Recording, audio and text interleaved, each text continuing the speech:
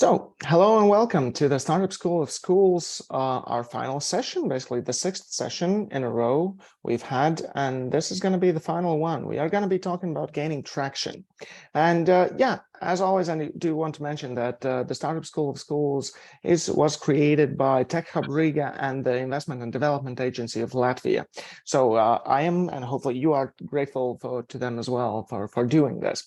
So yeah, as per usual, just a quick reminder, if you can, please turn on your camera because it is better to see you. It feels more lively here in this Zoom call. And in that case, if you can't, that's also okay. And of course, if you're watching this in a recording, then it makes sense you don't turn on your camera.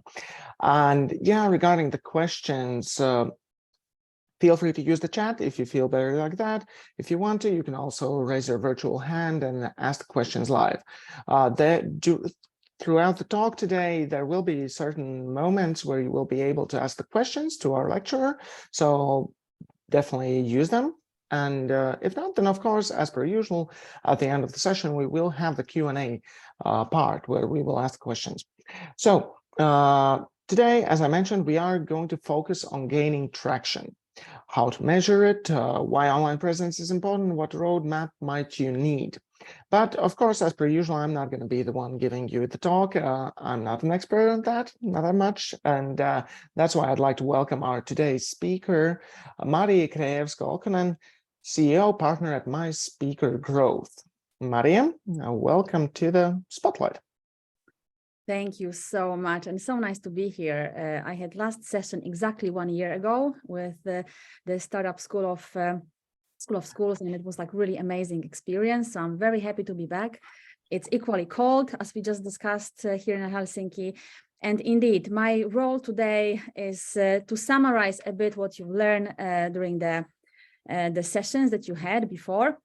But my actually intention or wish is to give you as concrete tools as possible, something that you can, go to your startups, to your organizations, to everyday work, and you can start applying certain things which will help you being more successful in your everyday entrepreneurial journey, which is a very exciting journey, but it might be, quite tough every now and then. So maybe I will start with sharing my screen now. Just a second, I have it here. Do you see my screen? Yes, I do. Perfect. I will just do some movements here. So I will, yes, great. So once again, I'm super excited to be here, and I won't be seeing you now. I see my screen as well. So as we discussed before, please stop if you have any questions. I'm very happy to take those. My kind of thought here when I was preparing, and I have to admit to you, when I was driving to this presentation, to this meeting room to give this presentation, I think I changed twice the concept of the content, because there's so much that we can talk about, and I know that you already had a lot of things to remember to learn from the past sessions. So, let's try to kind of like summarize it, or to sum it up. The reason why I am talking about gaining traction is that big part of development of the companies, and I've been working with the companies for the past 15, almost 20 years, is that you are embarking on this lifelong journey of learning, right, and developing. And first of all, I would like to congratulate you on joining this program, because this is already a sign that you are eager to learn and to discover new things. The world nowadays is changing so fast that, as we all know, the technological development goes so quickly. Exponential growth is so fast. It's just like incredible, the speed. And with the companies that I personally work with, the management teams, they are officially saying that they are not keeping up with this development. It means that the companies, like already well established, they are sometimes too slow, and they don't have the know-how internally how to keep up with the change, how to keep up with the technological developments and the new ideas and the new ways to reach out to the customers, to reach out to be more customer centric, to be, on the top of this whole digitalization of the organizations, to work smart, and so on. So maybe I will start with the fact that, I personally believe that your competitive advantage, regardless where you are with your organization, and I'm referring now to you as an owner, as a founder, as somebody who has different role, who has a different team, but also you professionally, as a professional, and also mine, because I think it relates to everyone. So let's say our competitive advantage nowadays, it's not anymore the knowledge that we have. It's not our, ideas that we have, our products that we developed, or patents that we own.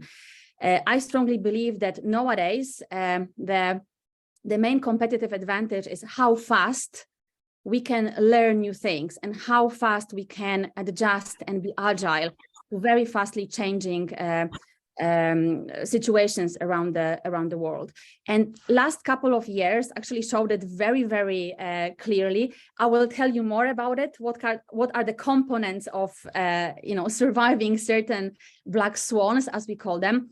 But number one, I really strongly believe is the ability to learn and actually allocating the time for learning, which is very, very, very difficult if you are running and developing the companies. But this is actually something what I do professionally. So I'm the founder, I'm the co-founder, actually, I'm the CEO, I'm a partner of an organization called My Speaker Growth. And this is exactly what we do. We actually learn what the fastest, the most agile companies are doing, how they're surviving certain turbulences, how they are adjusting to entering new fields or new industries, what skills and the strategies they are using.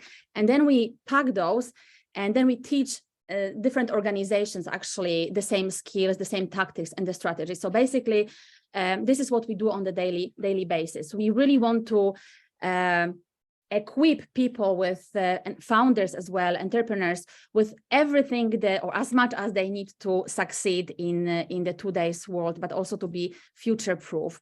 And then the learning experience has to be fun as well, because let's face it, you cannot learn only through the boring activities. Let's hope that today is also fun.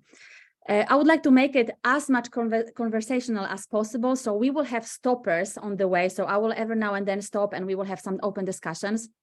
But also wanted maybe to tell you from the beginning a short story why I believe this learning is so important. So before I joined My Speaker Growth, I was working for many years for the organization called Nordic Business Forum, which is one of the biggest in the world leadership conferences. We were laughing that we are a bit much more like an older brother of Slash, because what we were gathering over 7,000 entrepreneurs, founders, leadership team members, and so on in Helsinki. And we were inviting on the stage speakers like President Barack Obama, founders like billionaire Sarah Blakely, Simon Sinek, thought leaders, like really many successful people that you know from the first pages of different magazines, and very successful people.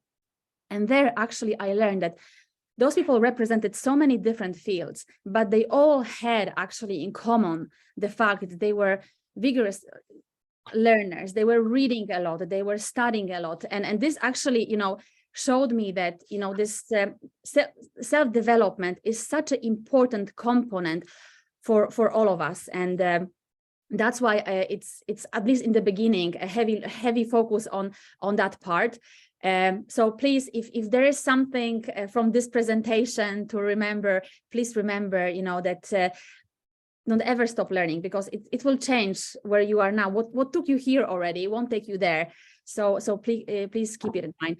And I also am very realistic. So we won't change the world in 1 hour, but also in my presentation, I will actually give you quite a lot of different suggestions and links that you can kind of like dive deeper later on if you are interested. But I will, in the nutshell, I will actually focus on 3 areas, and you will, by the way, get the presentation as well. So after this session, so I will focus. The first part will be like very zoom zoom out kind of picture what the fastest growing companies do differently, especially right now. Where do we focus? I picked up 4 things, 4 components, which you can actually think and contemplate how does it look right now in your organization. Then we will move to the more practical and hands-on ideas, how to hack growth and how to actually start gaining tractions, how to reach more customers and different markets, and how to grow it in general. But also a lot of information that I will share with you will be exactly concrete cases, concrete books, and I will talk a bit about, you guys, because the companies are not created by itself. Companies and the success and innovation happens through people, and your role in the organization is so crucial that you have to remember to really take care of yourself. So what is the psychology of success, which might help you in taking all of this package knowledge after those heavy weeks and successfully implement it from now on. So actually, I will have a first stop here. I would like to ask you already at this stage, what kind of hopes and expectations you have based on this intro that we just had for the last couple of minutes? Are these let's say ideas that you're about to talk about, will they be both applicable to software companies and every other type of company, or is it more targeted on software? No, it's going to be very general. So that's kind of my thought here, because we are working with so many different organizations, from pharma to IT, security, food industry, retail. So those are all applicable for many different organizations. Great question. Yeah. Thank you. Any other hopes, expectations, anything that you could point out that we can kind of navigate through the conversation as well to more targeted? Exactly. I see there's a hand raised by Saad, please. Yeah, actually, this program, seriously, the introduction, my hopes and expectation in this program is, I was looking at, I'm going to learn a lot about like the business analyst parts, where you collect information from different organizations and look at the way how to hack the future in the 2023. Because I have a mission that I want to hack the future 2023 to see what is in it. And the most interesting parts, what I'm expecting from it is knowing the way. They say follow the master, learn through the master, and be the master. So yeah, I'm expecting to learn a lot on how to hack the future and how my startup will grow quickly through data collection and business analysis. Analysis. Thank you. Yeah. Thank you for sharing that. That's great. Yeah.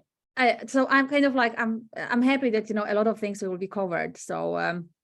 So very, very good. But I'm a big fan of also planning, and I always think that the better plan, the more room for improvisation. So if you can, in this very hectic end of the year, allocate some time for planning the next year. What do you want to achieve in 2023? It's kind of like it's kind of like first task for you. Please do it. It's very, very important that the clarity of your ideas and your thoughts are there already in the end of this year. It will make the next year and in kind of applying a lot of things that we will discuss today much easier for you. Let's move on. I see a hand raised by Yanis. Yeah, for us, it's next year is all or nothing. Like, we have to sell. We have product, but we have to sell. So for us, distraction is really important, and we are focusing on B2B, more on B2B. So for us, next year is like, if we sell, we live. If we don't sell or we don't have any revenue, then we go and do something else. No pressure here. Okay, good. Yeah. Oh, wow. Well, so that means that it will be like a breakthrough year for you. That's again like exciting, and let's see if there is something that we can we can discuss today as well that will help you in this opportunity for the next year. But yeah, really, thanks for sharing. And again, there will be time still to go back and to discuss more. And after the presentation, you can reach out to me and we can, discuss even further. But one thing about this presentation as well, what I would like to do is that, a very classic thing, we will cover, and you already cover so much stuff, and it seems like very easy in that sense that, the speaker or the presenter, we do it every day. It has to be anyway something that relates to your current situation, to your business. So please always try make sure that this is something that you can apply if you have any questions or any doubts, because one thing I would like to avoid is that when you go back to your daily operations, daily work, and then you'll be so frustrated. How was it? How did it go? And so on. So just to be sure that you use this time now wisely in really reflecting how this can be applied in your situation. I've been there as well, and hopefully we won't have this situation here as well, any frustration after the workshop. But let's start with the first one. So this is what we discuss always at the beginning with many organizations. What are the magic tricks that a lot of organizations out there are using to actually survive or to thrive in sometimes very difficult environments. Again, I will reflect to a couple of last years when a lot of businesses, they had to really turn around, and also for them, as you, Yanni, said, it was survive. It was dependable or so many maybe unknown, but also a couple of people were thinking, okay, next year it's like we either make it or not.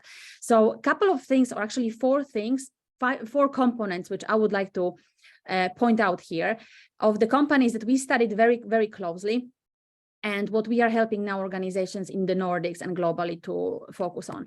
So first of all, it's being really data-driven. It's always, when we discuss, especially with the founders, there's a lot of emotions about their companies. There's so much work put and so much sweat put in building the organizations, the companies. Sometimes it's been years that you had an idea, then there you have months of building it, sleepless nights, a lot of work. So sometimes making decisions is based on the emotions, and that's the difficult part for founders, especially, or the leaders in the organization. But very important part of organizations who make a very often tough decision is that they based everything on data. So they do all the validated learnings is more important over opinions and thoughts of how hypothesis. So everything is tested as much as possible. Data-driven decision making is almost like a buzzword, but it is really something that differentiate a lot of organizations which I worked with, which are successful. And I will give you an example that sometimes even the best ones are failing in this area. I always give the example of 2014. You probably know that, or you heard about the famous Fire phone created by Amazon, beloved baby of Jeff Bezos, who wanted to push it through and wanted to develop a phone which would be basically competitor for iPhone. The thing is that they pumped a lot of money into this. And you think about it, Amazon is really data-driven company, and they experiment a lot. But here in this area, it was exactly example of the fact when emotions took over, and the project was kind of continued, even if people around working around the project and development, they actually knew that it doesn't have all the features and it cannot be competitive enough. So it failed miserably. It actually became almost like a joke for many people in the industry. And the worst thing happened is that people were then interviewed after, engineers, developers. They were actually saying that they had heated discussions in the room, but because Jeff Bezos wanted to have this product, they actually, you know, continued. And this is so-called, you know, two things from this data-driven kind of like risk and traps for you as founders, for you as people who are working with your own organizations is, however you want to gain the tractions, always look at the data, ask for feedback and listen to the feedback and learn from the feedback without any emotions. Just treat it as a, you know, the best possible way of learning instead of emotions, and avoid as much as possible so-called hippos. So it means that highest paid person in the room opinion. So if you are founder and you have a team, or if you have, you know, senior advisor or some seniority in the room, and there's a discussions about how to proceed with some project, usually the tendency is that the highest paid person in the room has, as it was in the case of Jeff Bezos here, you know, navigate the discussion and impact the decisions, because people, you know, people are very often afraid to say something against. I've been in this kind of rooms, I've been in this kind of discussions, and I see that it's a very difficult part, unless you create this kind of culture, that you absolutely avoid this kind of bias of highest per person, or the most important person in the room to impact the decision.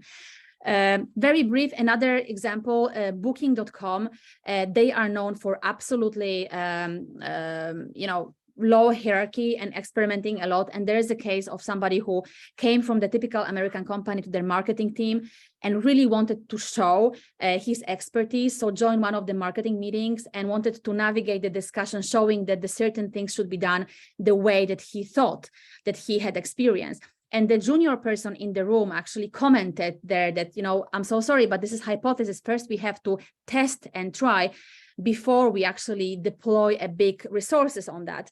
So, you know, this kind of like hit between the senior person with a lot of experience with the junior person questioning the opinion was so strong that the person who came to the organizations, the C-level executive, was, you know, so mad. And in the beginning, he didn't know if he should throw her out or actually, you know, fire her immediately. But it took some time to actually realize that those successful companies like booking.com is how they actually navigate and how they learn from data to make any kind of decision.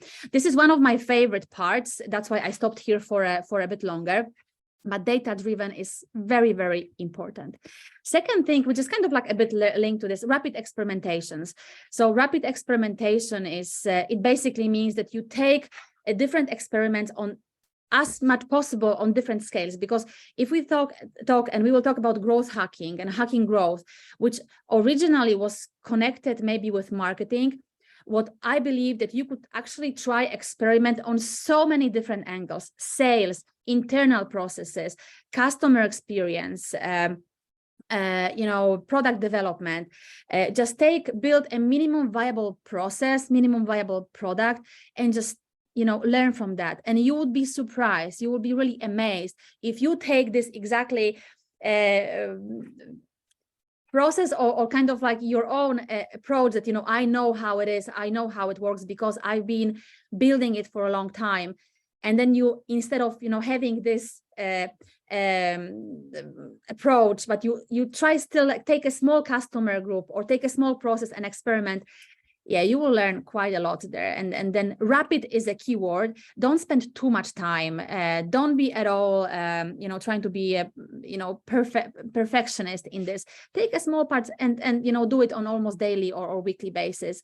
You can see that, you know, what it will bring you as an organization. And again, a lot of fast-moving companies, this is what they do. I believe that every time when you go to booking.com or Amazon, you are actually a part of a testing group, or they test something on you. They change some, you know, where's the button, where is the, you know, what is the different content of their thank you email, whatever it is. But, you know, those companies who are surviving different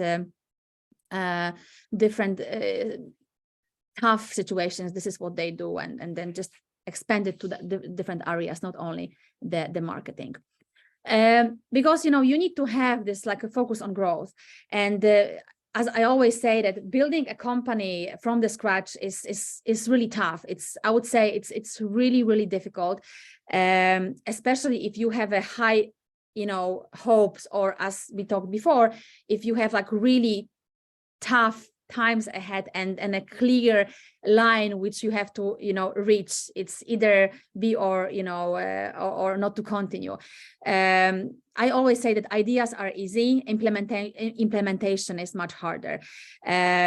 We all know that huge amount of the companies which are founded, they actually fail within the first 4 or 5 years. But if you have a clear goal on certain growth, and growth doesn't need to be expanding to new countries or expanding to new offices. It might be actually diving deeper and always like finding a new avenues for delivering value to the customers. We will talk about it, that the big part of gaining traction is being so clear where your product, your service, where and how much value you deliver to your customer. So focus on your customers, not so much on your own hierarchy, on your own processes. And this is actually something that we've noticed that a lot of organizations are actually doing quite well. And maybe the last part, we will actually focus on the growth and the second part on the presentation. But the fourth part is area is building multidisciplinary T-shaped teams. In practice, it means that you are very, very clear in what skills do you have in your organizations, in your team, what skills do you have, and then you are very honest and very transparent, saying where are you lacking, what skills you are missing. Again, I will repeat that nowadays you most likely are a bit behind already of what's out there and what you should know, and that's the reality for almost 90% of companies. But where you can help is exactly finding the time and really evaluating, most likely without HR at this stage, but evaluating what kind of skills do you have and thinking about the next stages, what skills you have to welcome in your team. Because again, I will say this is your most competitive advantage. Learning and adjusting. So those are those very 4 areas that taking this knowledge that you get from those couple of weeks that we had now and implementing this and how you can take it to the next level for the next year. And yeah, maybe I will stop here quickly. How does it resonate? Any comments on this stage at this moment?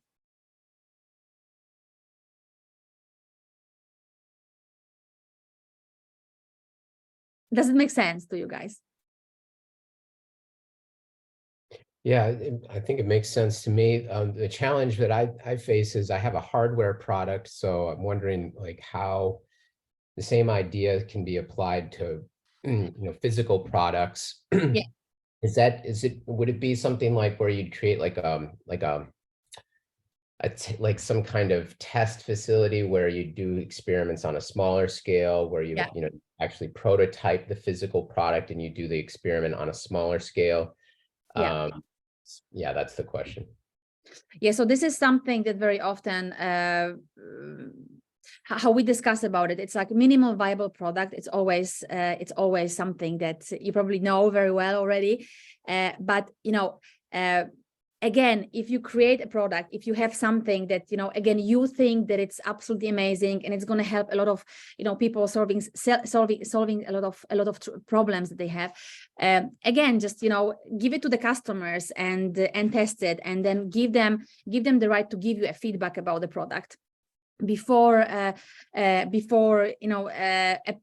would say, investing a lot of resources, financial, but also time-wise, in pushing, as we saw with this product of the phone. This was pretty concrete example there, where the engineers, the product developers, of course, we talk about different scale there. There are hundreds of millions of dollars which were invested there, but the same logic applies there. That instead of listening to the market, what is actually needed, where to differentiate, certain ideas were pushed, and then there was not enough feedback. So I'm a big believer in getting feedback as a part of the traction and the development process. We will talk about it a bit in the second. Okay, but maybe I can move forward. So let's move forward to the growth hacking. And again, growth hacking originally is actually that comes from developing different products and building minimum viable products. It comes from the lean philosophy and methodology. But again, it's basically, in a nutshell, it means that, you know, it's data-driven learning through rapid experimentation, right? That's what growth hacking actually is. And I always say that it's, you know, it might be confusing because there's so much, especially nowadays, information and literature about the growth hacking. But in the nutshell, it basically means that you learn through experiments what works and what doesn't work for your customers. It's as simple as it is. And you can apply it to the products, you can apply it to your services, you can apply it to marketing, you can apply it to your sales strategy, to your pitch development. You just have to test and get feedback from the customers. And there's, seriously guys, there's no better way to learn what works and what doesn't work for your customers than basically going out and asking customers about it. And it might be very tough because we might be vulnerable for getting the feedback. And sometimes it's very tough for us to, you know, get a feedback about some developments, which we kind of like believe. There's always, I actually didn't put it here, but it's a very powerful question that you can ask in the early stage of development. Ask your customers who are already maybe to some extent using your product, test products or whatever. Ask your customers, like, will you miss this product if we will take it down from the market? Will we miss the product? So you will get the answers, and this might be very hurtful if you get like a lot of like, well, we won't miss it. But then you have to just focus on those who will miss the product and see where they are using the product, how they are using it, where does it help? And then you are start unlocking which exactly problems your product solves, right? But again, there's seriously, at least I haven't heard of better way to do it than basically asked about it directly. So maybe that's kind of like growth hacking in the very nutshell. Teams who are doing growth hacking very well, they have basically 3 areas mapped quite in the effective way.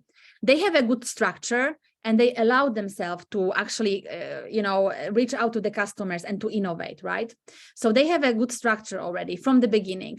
They actually, you know, have this attitude and approach of learning and the importance of learning from experimentation, and they have this approach that, you know, I actually don't know where it can take us, but let's just try and ask and let's see how it goes with development. And then also they have the right mindset. The growth mindset is so important. I will talk about it a bit more in a second, but this is how you will hack growth. At least, you know, historically seeing the companies who apply this structure, they are doing quite okay, even if it's never like, you know, straight line and only successes. But let's start with the, you know, structure. Okay, so the first one with the structure. Very concrete tool which I would like to give you is the tool that it's used by, you know, companies like Google, like 3M. Actually, 3M was one of the first ones to implement the tool. You know, software development companies are doing it quite a lot of time. They allowed their teams to spend certain amount of time on, you know, pursuing their own creation, their own creative, you know, approaches to anything that they want to improve in the organization. It basically means that, you know, they can spend 1 day per week or half a day a week on innovating whatever they want. And this is something that it's part of the structure. So everybody can do it. It's, you know, somehow organized. We did it as well at Nordic Business Forum. We took it, we learned it exactly for Atlassian directly. We had this FedEx Day. It basically meant that we had it once per quarter. We had so-called FedEx Day where we, you know, anybody could just spend the whole day innovating, thinking about anything they wanted. Might not be at all related to my daily task. I could, for example, innovate on the product or, you know, finance, whatever. There was a hack. We had to, you know, create a presentation by the end of the day, what we were working on, what is our idea, what is our, you know, proposal. And then we were presenting it. And the next day, everybody in the company could like, you know, vote. And a lot of new ideas came from that. So from Google, for example, Gmail is part of exactly this 20% of the time. In 3M, surprisingly, the post notes, the sticky post notes, which is one of the most profitable products of 3M, exactly comes from this. They had actually 15% of the time. So have this time allocated for, your time for innovating, allowed your teams. And again, you will be surprised about the new ideas that might come from this kind of sessions. Internal corporate hackathon. So really have time, again, like exchanging ideas. When 20% of the time is more to like people working individually and on different, innovations, something that they feel maybe passionate about outside their work, daily operations. Here, it's more like getting teams together and innovating. Again, big successful companies actually allocate time for that, and they facilitate this kind of internal gatherings. Or build the growth teams. If you are growing the teams in the future, think about what kind of functions you need to have. Usually growth teams, they are consisting of somebody who is very good with marketing, somebody who is product development, engineer, somebody who is very oriented, who has good orientation with different channels arriving to the customers, depending where you want to innovate. In the early stages, you can have like one growth teams that innovates on everything. Later on, like companies like Skyscanner, who is basically this booking, travel booking, service. They have growth team per each product and per each funnel for the processes. So it really depends on how big you are, but think about it. Having a team that is purely focused on getting more customers, it's quite powerful, I would say, if you think about building this kind of teams. Actually, talking about Airbnb, I promise you that I will give you some concrete examples. So there is a great study about Airbnb growth strategy, how they went from 2-3 guys, having like no money to live. So they decide they have this idea of like renting their own room to building, unicorn. And then this article will walk you through their product, how they develop product, how they build their website, how they utilize marketing, social media, building communities and offline. So this is a very powerful, we don't have time to go through this, but I will share the link to this. So it's a very extensive and very deep analysis of Airbnb strategy. But what I maybe would like to point out from this perspective is, as there's so many different products and different types of you guys here, I mean different organizations, the main point from which I take from this journey of Airbnb is basically, when you think about the product, whatever you are building, think about it from the perspective of the customer. People don't buy your product as much time as you want to spend on developing different small features, small elements, to putting absolutely unique and perfect solution. People will think about it as something that has to serve them and solve some kind of problem. They are buying solutions. So think about like this perspective. Does your product serve the purpose of helping your customer solving certain problems? So that's kind of like picture always helps me when we are working with with even like big organizations. And fun fact is, amount of time that is posted on the development on the every small feature to perfection, it's actually it might be quite damaging and misleading for customers. So think about it from the customer point of view. Here I wanted to point out something that we are using quite significantly about when we talk about gaining tractions with your customers, right? Historically, when we think about gaining tractions, getting new customers, we want to focus so much on the acquisition and activation, right? On the first two elements of the kind of like funnel, letting people know about us, right? Especially in the beginning, we want people to know about us, and then getting as many customers to know us. So that usually goes with the in social media we build the website and so on. But actually, when we think about it, the activation iteration. So testing the product. This is usually where we as founders, where we actually stop and we put a lot of attention on those ones. But please, when you are planning, strategies for the next year, or developing how to gain tractions, you will need to focus on other elements as well, because your customers, and you can actually hack the growth in each of these elements. Again, whenever you are on each stage, you can actually focus in each of these elements. It's not only acquisition and activation of your customers. Think about actually retention. How many of your customers will stick if they will try your product, your service? How many of those customers you will actually have for longer, right? We all know the statistics when people actually download the app.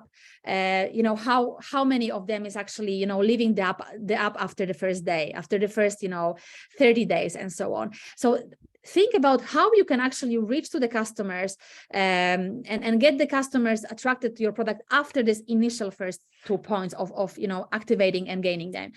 Think about also when you can get the revenue. This is also very often forgotten in the whole process.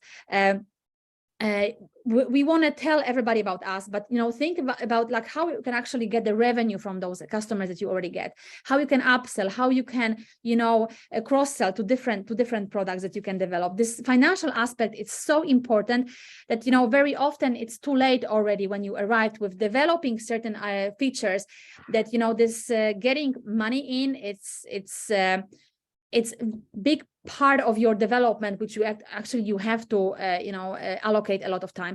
And then a very important part, referral.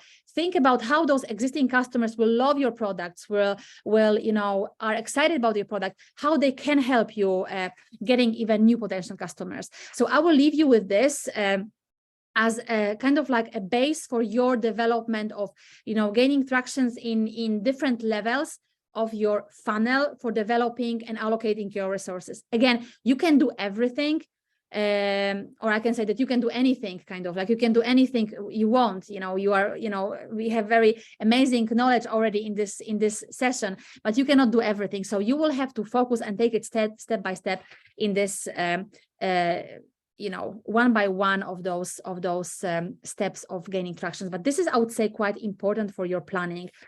For getting new customers as well. As I promised to you, this is one of the books which I will definitely recommend to you. Hacking Growth by Sean Ellis, the godfather of growth hacking. Millions of ideas there. Again, don't be overwhelmed, but you will definitely find something that can be related in your daily operations. I won't have 10 minutes. I will have 3 minutes for you thinking about, like, do you actually have time nowadays to innovate? Do you or your team innovate? And how you can develop this whole innovation process? Do you have a need for improving the innovation process? Any thoughts on that?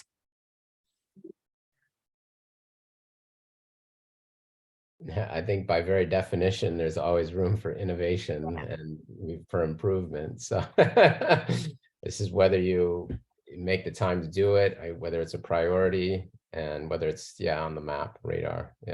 Yeah, but do you actually have time to have this on your radar? I have too much time to do that. I have the opposite problem. I innovate too much and don't enough. So for me, it's reversed. Okay, but that's also very good. So now is the time actually to take your ideas and innovation and put it into practice as well and test it. As I said in the beginning, ideas are maybe sometimes like easy part. The implementation is the hard one, right? That's the tough part. Yeah, I mean, it's like Giannis, he's at that point where it's like sell or die. So, I'd be interested to hear from Giannis what kind of product or service he's selling. Oh my God, I'm listening to you and I was like, oh, I have the same problem. Like for the innovators, I think that's the most critical thing, that you don't have, like you have to stop innovate and you have to start to listen.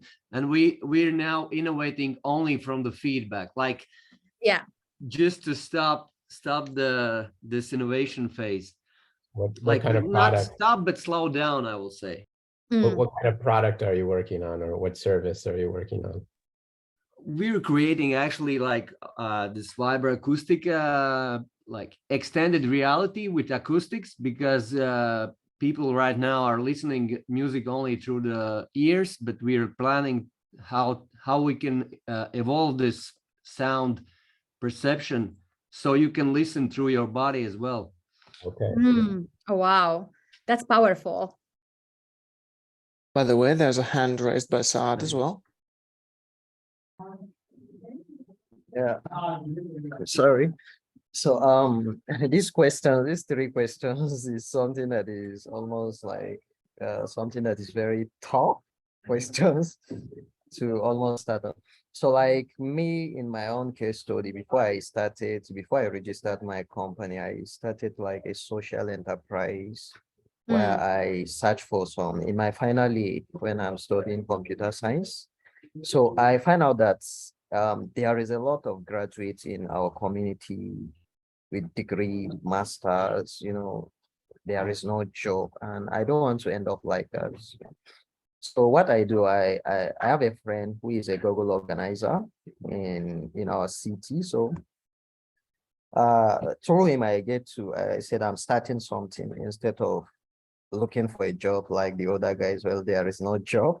So I have to jump into like innovation stuff like that. Innovation is solving existing problem. And I look at our community, like what we are lacking in our community. There is a problem when it comes to education and also being tech career oriented. A lot of people jump into computer science, even in our college at that particular moments, thinking that they are there to learn how to operate like office packages and a lot, Then I found out that our community are lacking the tech career orientation, and I started a tech community, where I searched for international organization, majorly hacking the first people that I start working with as a local host organizer around 2018. So I start hosting like a local host workshops, like gathering people from community instead of doing nothing, come and participate to my workshop and learn from it. So I start teaching people about the knowledge I got from computer science for free and through some organizations.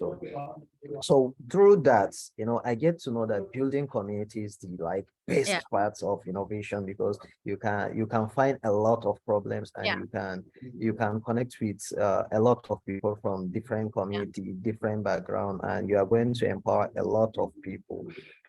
So what I understand is the feedback you get from the community is very important, because you can find there is a lot of problems that need to be solved.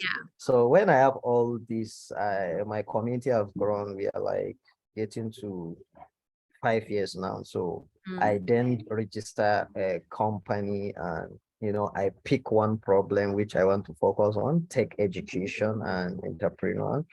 So this is what I focus on. So I understand that like empowering people, and participating in the tech events like workshop, meetups, and hackathons is going to make you to have more knowledge and have more innovative idea, and you'll be very creative and smart.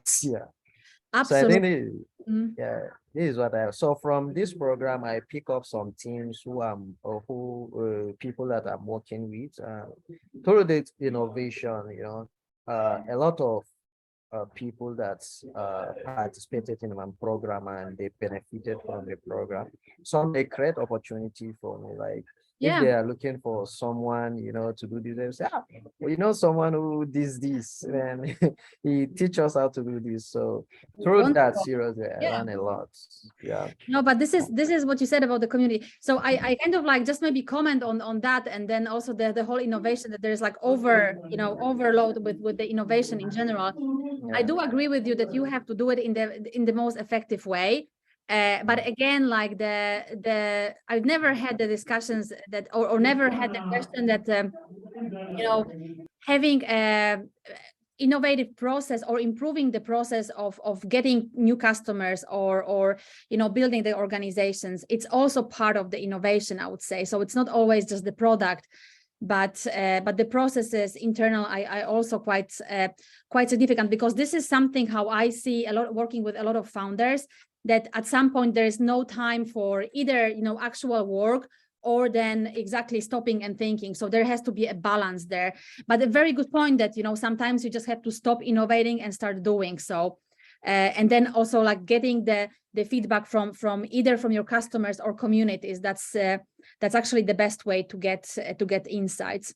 Very good. I will just move forward very quickly. Let's go quickly through the learning through the rapid experimentation. And hey, I will tell you a very short story about a very interesting person, which I kind of like find always as an inspiration.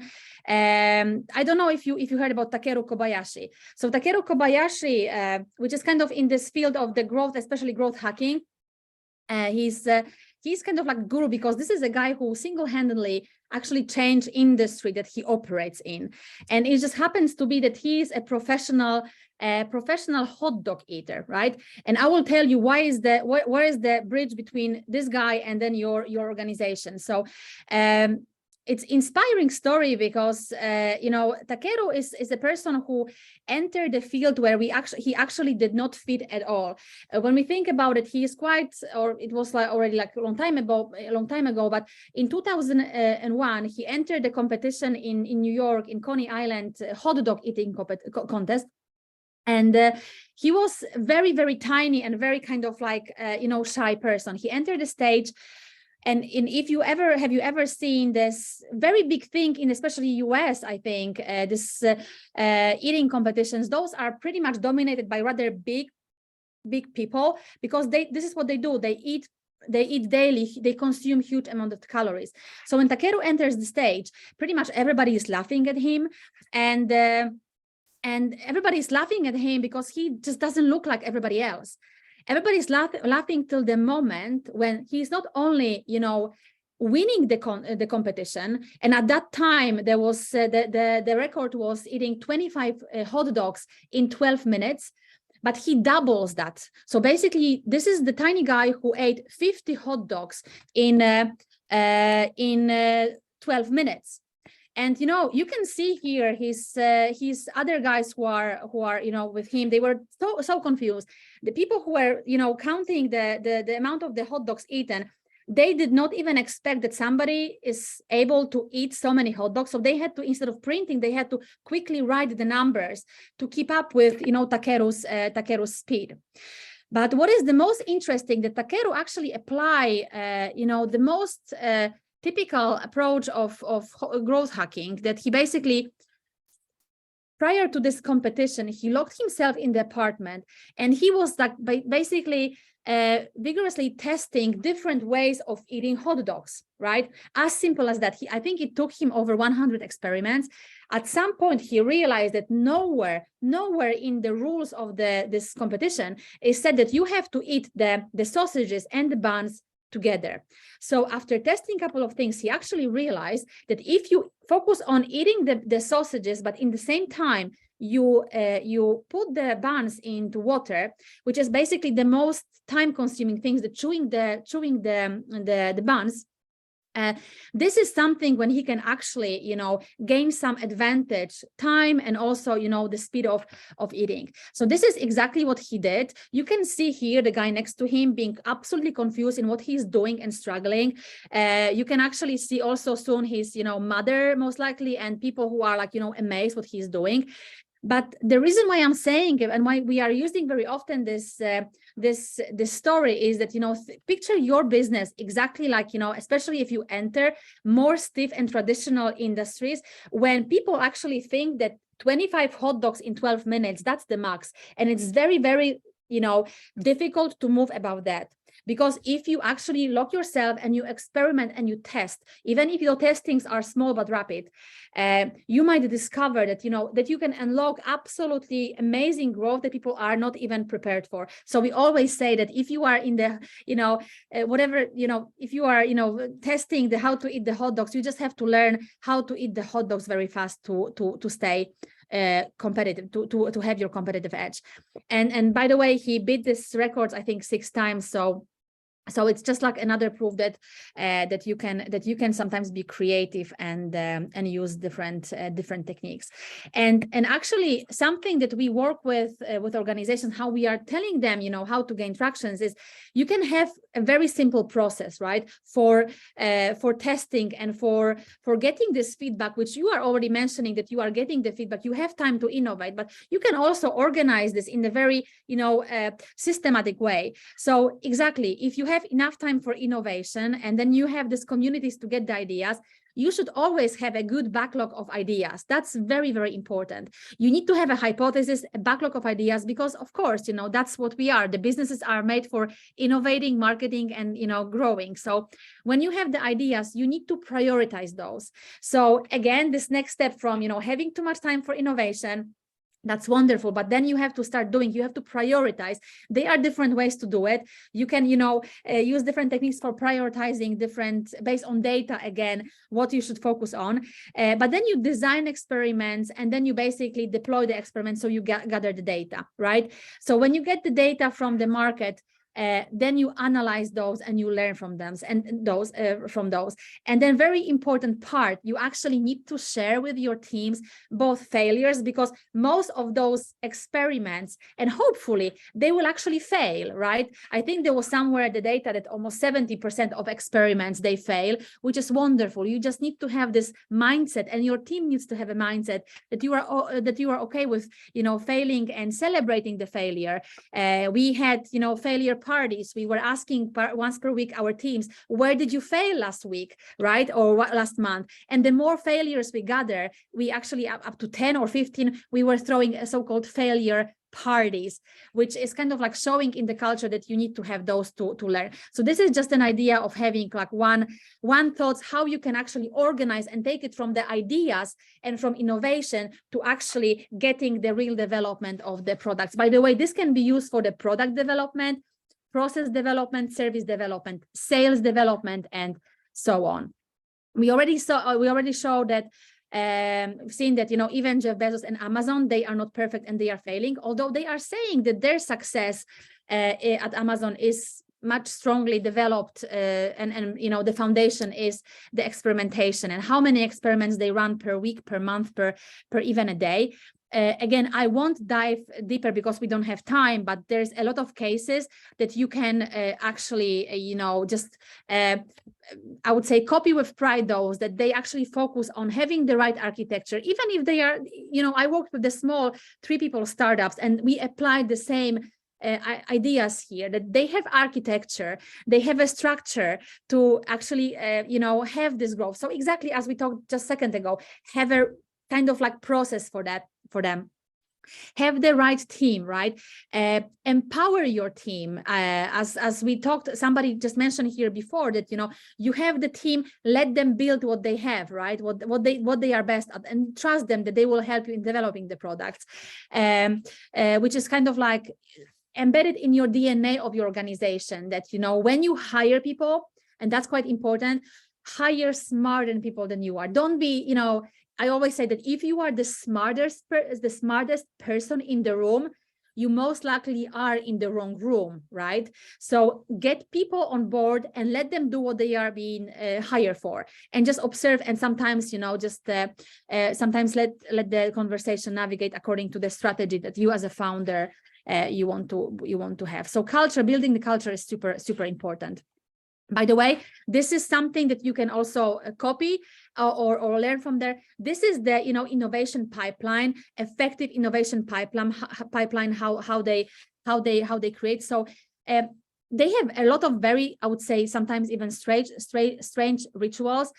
Something that I've been using quite a lot is, you know, so-called like writing the frequently asked questions or PR release before the project is actually worked on, before you develop new feature in your product, before you develop the product, before you develop, you know, new service, whatever you do, before you actually allocate time of your team or yourself, write a press release first.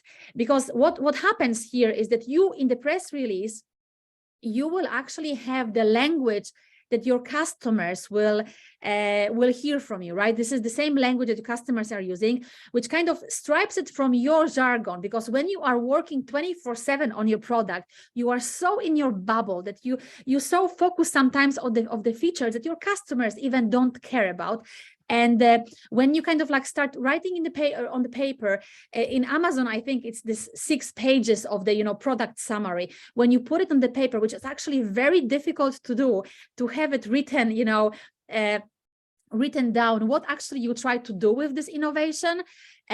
This is when you actually see when your flaws are and where you can improve. And there's kind of in culture of Amazon that they actually don't allow any innovation unless you deliver the press release done upfront. So instead of having it when the product is developed, they start with this. Then they also focus, on the very small teams, and many of your companies, you are exactly in this position. You don't need a very big team to be agile and to make a huge innovation or kind of like developments and gain a lot of traction with the customers. At Amazon, they actually talk about the 2 pizzas team. So the team actually should not be bigger than the team of people that actually can be okay with just eating 2 pizzas. Of course, depending how much people eat, but usually it's between 4 to 6 to 8 people. So this is how they move quickly. And again, that's very often an advantage of startups over a big organizations, being agile and moving fast with small teams. Then also something that, when we discussed about, innovation, when you are, whatever you want to innovate or improve, have one, we call it the North Star metric, have only one key metric that you want to work on it, you want to develop. So if it's like, revenue, which hopefully it's not only that, but if you have, something that you want to, help customers with, that you want to measure, it really depends on different organizations that what you are building. But this is just an example here. For Facebook is the amount of the monthly users. For Airbnb is the amount of the nights being booked. At HubSpot is weekly active teams. Have a clarity in planning what actually you want to develop, where you want to focus, because this will also keep you focused through all of this, ideas that you might bring to the table. Have it clear. What do you want to measure? Because this will help you gain traction among your customers, because you know that whatever you do, this has to support this one metric that matters to you, this North Star that you want to focus. Again, there's a lot, we could speak like many hours about just creating those metrics. I will, lead you to this amazing book, Lean Analytics, where how you can use data to build a better startup and doing it in the very effective way.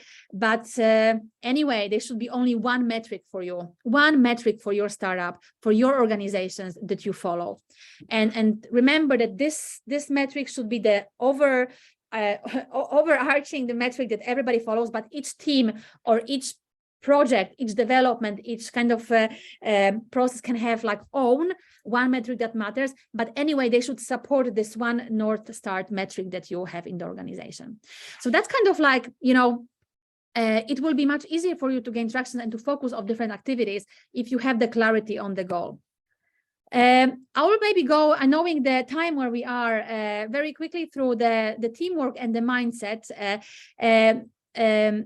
If we think about big organizations, and there was actually a study done within the internal Google people operations team over 2 years, they were asking their internal teams, what actually does it make this Google teams to perform so well? And they were really thinking, and kind of like the hypothesis was that it has to link with, the stars that they are hiring, the amazing people, amazing talents that they have in the teams. As it turns out, it has nothing to do with the individuals. It had a lot to do with the psychological safety, which is kind of part of the culture of many teams at Google. Basically, it means that teams and people can feel like that they can experiment and try different things, reach out to different customer groups, create different messages without feeling that, they will be embarrassed or, insecure in case they fail. So psychological safety for you as a leader to create in your startup, in your organization, is so important that I cannot underline enough time how crucial it is. And again, in the most successful organizations which I worked with, and then the teams failed, there was one thing that failed. It was lack of psychological safety. Let's take the example of Nokia, very often used for us Finnish companies. The reason why Nokia failed is that, for example, the management teams did not have the information about the real signals from the market, because the middle management was too afraid to bring the news and to try new things. So the decisions were not very clear, and then the lack of the psychological safety is set as number one of the reason of fail of Nokia at the time of its failure. So remember to really implement and spend time on thinking, do you actually have a culture of psychological safety? Again, this is something I could talk about for many hours, but I will lead you to this amazing book of Professor Amy Edmondson, The Furious Organization, that exactly gives examples of how psychological safety can be implemented from the startup to growth stage to scale up to actually bigger organizations, and how successfully it can be implemented. But three things how you can implement straight away. First of all, when you have a challenge ahead, frame it in the right way to your teams, say it as it's a learning journey. We are not there yet. We will really build something together and it's going to be great, but it takes some time, but it's a journey. It's we will fail, or we will have many ups and downs, but let's embrace and let's try to do it together. Teams will immediately take the weight from their shoulders, that like, oh my God, it has to happen. You never know how the future will be. That's the truth. But if you are embarking on this together with this kind of approach that we are doing our best to learn, it will really help your teams with the stress level and bringing new ideas or being more effective.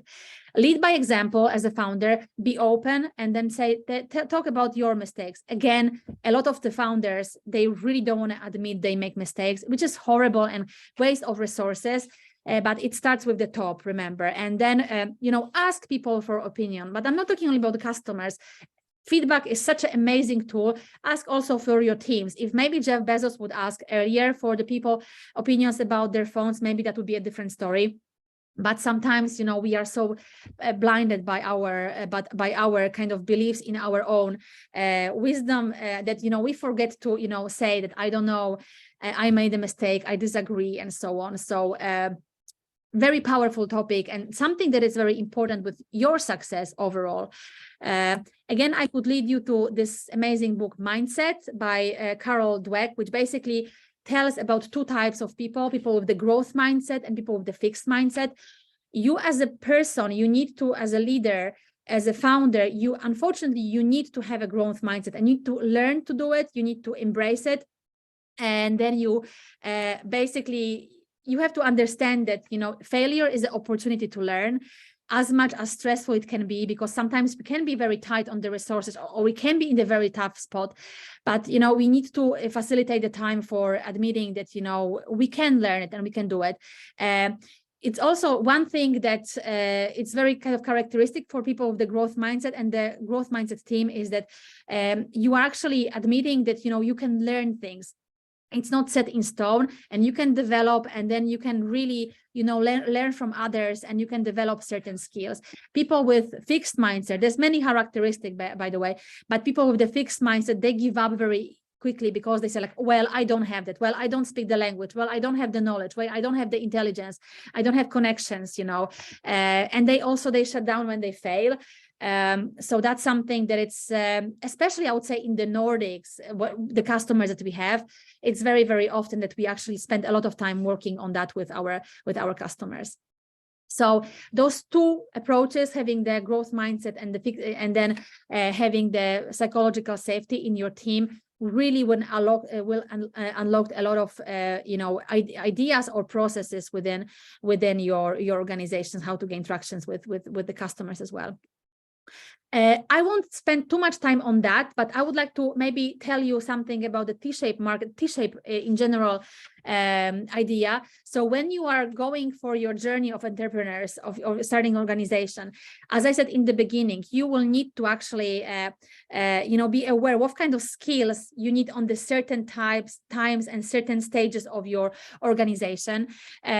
For example, marketing. The idea of the T-shaped employee and the T-shaped entrepreneur, T-shaped founder is very simple. It means that you need to know, or it's good for you, beneficial to know a lot of things, but not very deep.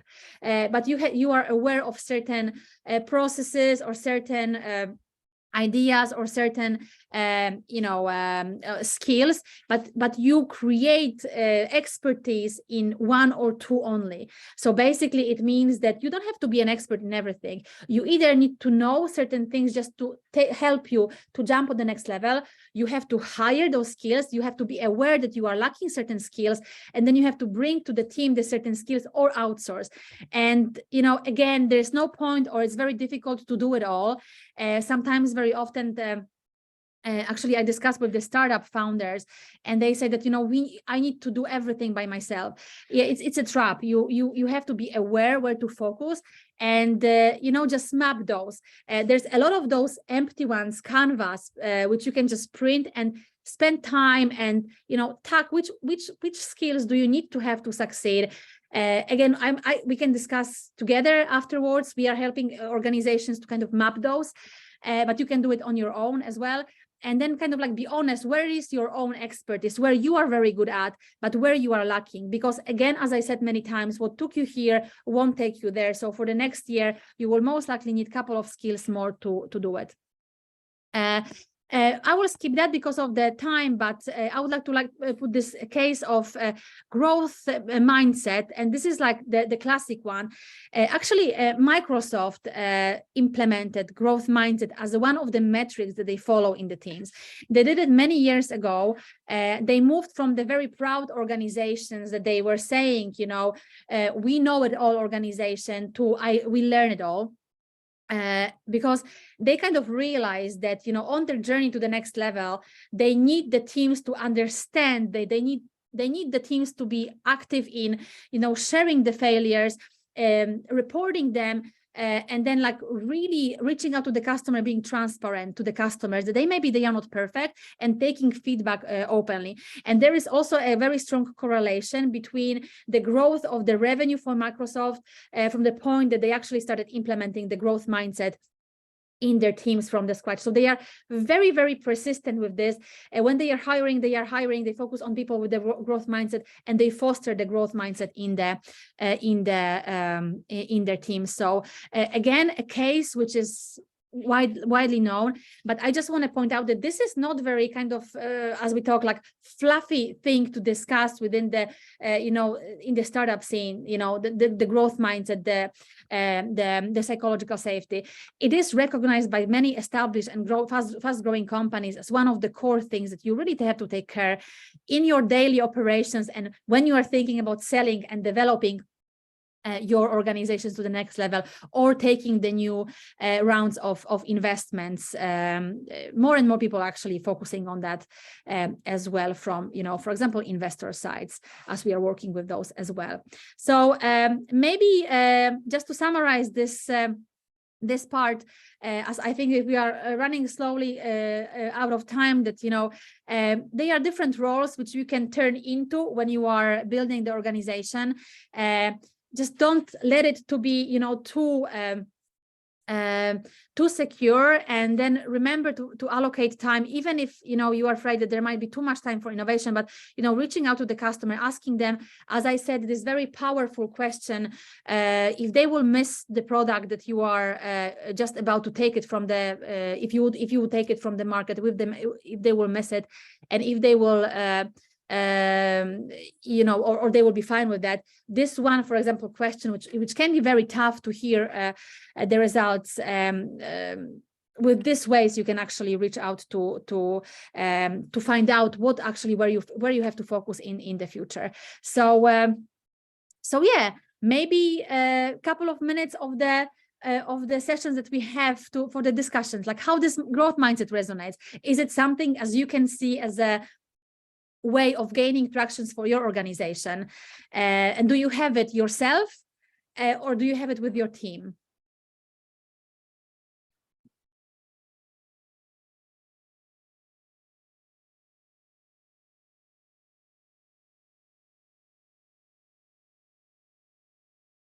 Hello? Yes, we are still here waiting for the participants, for anyone to. Yes, I see a raised hand by Saad.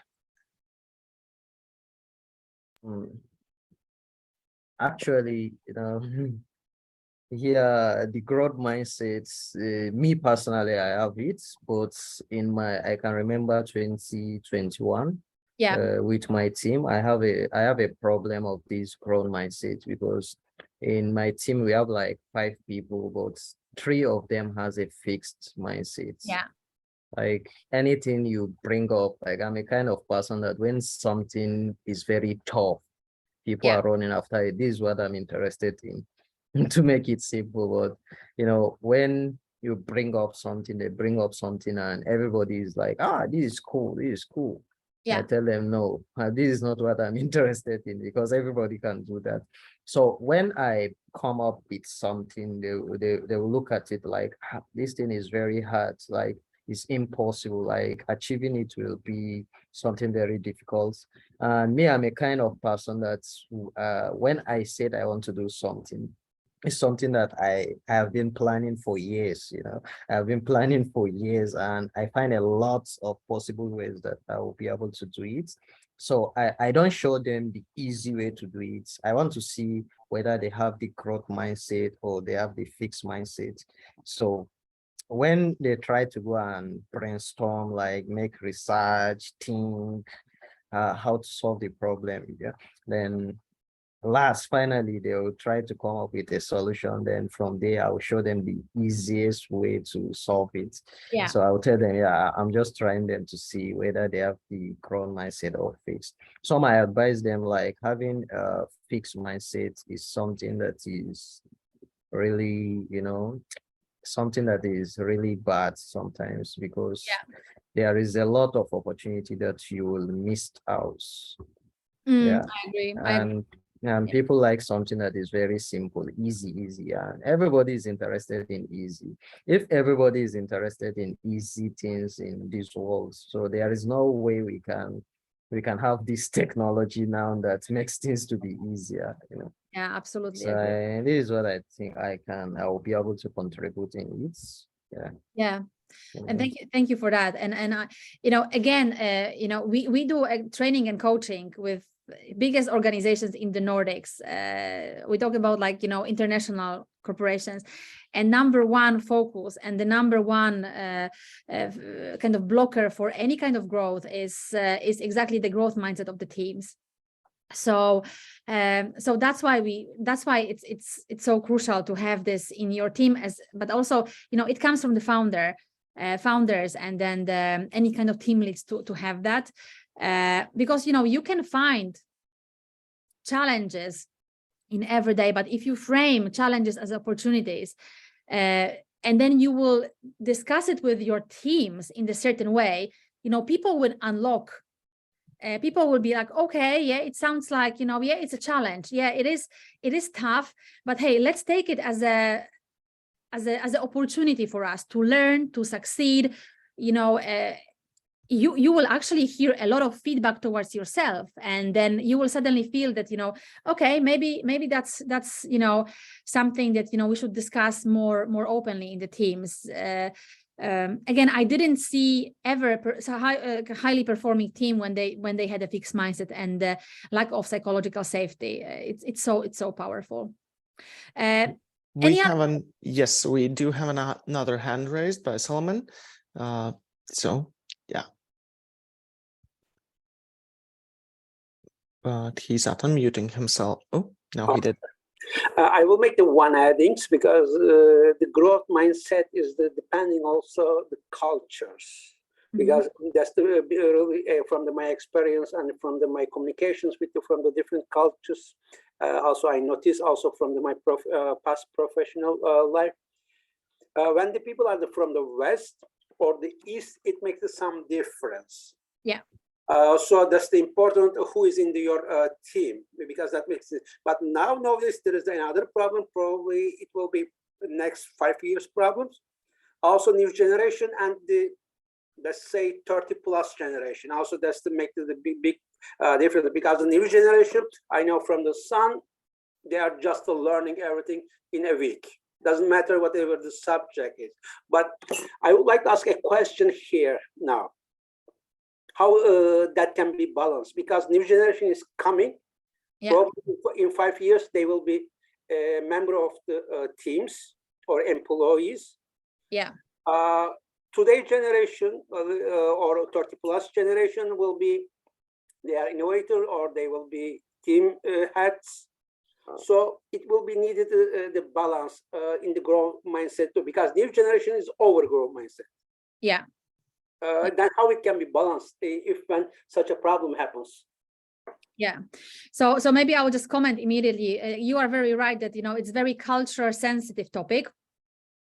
And obviously, if you have international teams, you have to take into consideration those different contexts. And, you know, they are more, I would say, direct cultures when you can, you know, very directly explain something. And you know, even in Japan, there's the word for the person who can, you know, read the room, the air of the room. So basically, it literally means that, for example, Japan, if you have people from that country, it's very often that, you know, you cannot communicate directly. So there's another topic, but still the principle is there that you as a leader, you need to build the psychological safety and do it in the way that it's applicable for your teams in general. And they are ways to do it. I will add to my presentation a book from Professor Erin Meyer about exactly the leading multicultural teams, which is a very, very amazing topic as well on its own. But regarding the new generation, it's a very good topic, because how I always take this question is from 2 points. First of all, there's a new generation of your employees coming, but also there's a new generation of your customers coming. So learning and understanding this group is a key component for your success. So obviously, you know, you have to get people on board as quickly as possible, and then ask them for their feedback and on opinions, and be, you know, open-minded that, you know, the way that they operate, the way they think, the channels that they are in might be absolutely different than the ones that are the one for you, you know, more like every day. I'll give you an example. So we worked a lot with the international pharma, and pharma by definition is a very highly regulated and, you know, very sensitive industry. And in the COVID time, it was a very big challenge for them, because, you know, by definition, pharma works so that they have a sales reps that go to the doctors, they have a face-to-face meetings, and then they promote their new, you know, products, the medications, the drugs, and so on. So it was much based on the face-to-face contact. Then the COVID started and the pandemic started. So actually this channel was absolutely cut, right? So the only way to access they were organizing webinars, you know, it was very difficult to book a meeting, online meeting with the doctor. So we were brainstorming with one organization, and, you know, we were actually working on the psychological safety in the team, because people were so strained by the fact that, you know, we are so regulated, and they were quite like a senior, many members of the teams were very senior, but suddenly there was like a new junior people who were joining the teams. And, you know, they tackled the problem from totally different perspective. They say like, okay, which channels we are not using, which our channels are not populated, which we can actually reach out to to those doctors. And somebody actually said like, hey, you know, doctors are people. So they are, you know, on the spare time, they are, for example, you know, having families, relationships, you know, they do normal activities. And somebody came up with the very, you know, funny idea, because everybody laughed then, about like Tinder as a channel for promoting pharma, you know, or reaching out to the doctors group, because they, of course, they have a very concrete buyer or personas for their products. And, you know, in the beginning there was a consternation, because people were thinking like, you know, this is ridiculous. But because they have a leader who was exactly having the growth mindset, and it's like, okay, it's kind of like strange and new things, but they did test it, and they absolutely nailed it. So it was a channel that, it was, first of all, there was none of his competitors were there at the time. They were using this channel just basically to start the conversations. They were getting a lot of information from that. So something that you know, those young people and young in general, younger generation, it might be that that doesn't mean for the age, but maybe for people from different cultures, like hiring people that are absolutely different from different backgrounds that normally you would hire, will bring sometimes new point of view and open like totally new avenues. Sorry for the long answer for your question, but I'm just saying that this is maybe something that, how we are working with the organization, how we are tackling, and definitely having in mind the this group coming to business very quickly.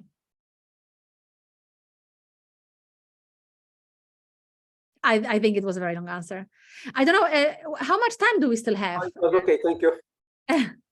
All in all, we still have 30 minutes, including also the Q&A free, although we've already having it. Yeah. Sorry. Do you have any other questions? There is one question in the chat. Who is the best innovator to follow from your opinion? That's a very good question, actually. Well, I'm a firm believer in just like reading about the success stories, although I think that there's the best ones are always to learn from somebody else's failures. That's always the best, although we always have to apply the knowledge so that you hopefully can avoid the same mistakes. But if I think about innovating, I would say that there's a combination of two. I would say I'll focus on two organizations. Like, first organizations would be exactly those big organizations who are really changing the way businesses are run and changing the way we as consumer behave, right? So it doesn't have to be as kind of like obvious like Airbnb, but even that, for example, for me as a consumer, I very rarely go to the hotels, right? I usually buy Airbnbs, even though I believe that maybe 10, 15 years ago, it would not be my obvious choice. But, companies who successfully actually, arrive to the certain needs of customers, I think this is already a good sign of innovation, right? It doesn't have to be very concrete. I would say just, you feel the innovation as you kind of experience it, and Airbnb exactly is one of the case. The other ones are obviously the fearless startups, which actually go 100% and they start innovating or something, and sometimes like tackle the status quo. So again, I can just tell you from my personal experience as a customer, the innovation that absolutely changed my mind and my life is this parking app that is used more and more in the Nordics nowadays, especially in Helsinki, where you don't have to anymore go for buying the ticket, parking ticket. You just basically drive in, and then I was actually thinking about it just this morning when I was parking, that this is such a great thing, that you drive into the garage, and then there's automatic reader of my the numbers, car numbers, license numbers, and then it's automatically taking from the app, from the app, and I don't have to worry about it. I don't have to go and pay anything. It's just like it's done everything automatically. And the reason why I love it is because they exactly tapped into my problems, that it's usually I'm late for the meetings, I need time for parking, then you basically you have to worry about certain things. So the moment you actually helping customers to take certain worry from their shoulders, I think that's the best innovation. And the best innovation is usually felt like it's not forced. It's not something that the customers are kind of like, yeah, it's cool, let's test it. But it's kind of like, there's lack of attraction. But those ones who are actually, taking certain burden from your daily work and then from daily life and helps you. So I would use those two concrete examples, Airbnb and this parking, because this is something that I personally use, which again leads me to the answer. Maybe sorry, but I will say lead me to the answer, because in the end, the customers will buy or will not buy the products based on emotions. And we are so biased when we are buying certain things. And also it's like, Yanis, you said about business to business solutions. It applies, the same logic applies there. Even if you are selling to the business, those are people who will buy your product from you. So when you go to the meetings, when you go and you are presenting your product, always think about how my product will help, or my service will help this person. Exactly this concrete person.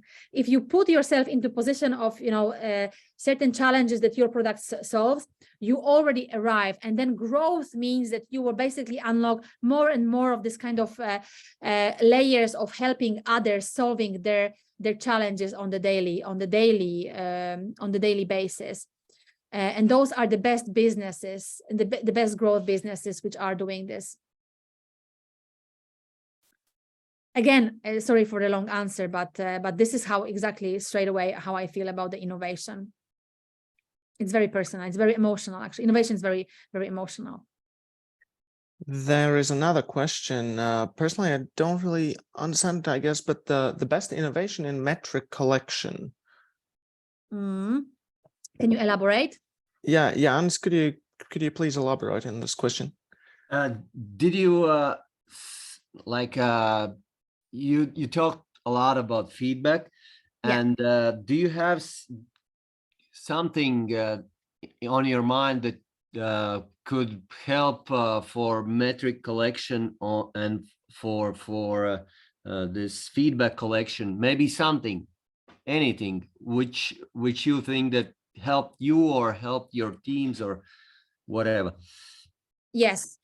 So first of all, I would always think about what kind of what do you want to it's a concrete, what is this one metric that is important to you, and it's always linked with your strategy. And then there's also they are actually websites or tools which can help you in gathering, exactly like reaching out, testing tools that you can for example, have like your product prototype or your website, and you can send it for testing, and they are websites that will test it anonymously among like certain groups of people all over the world, and they are basically people being paid for testing. I cannot recall now the name of this tool that we are usually using. I can maybe remember it afterwards, but for example, I will give you concrete examples. So when you think about website, right, or kind of feature that you want to develop, there should be basically two answers or two things that this feature or this piece of PR or messages, like A/B tests. Yes, you think about A/B testing.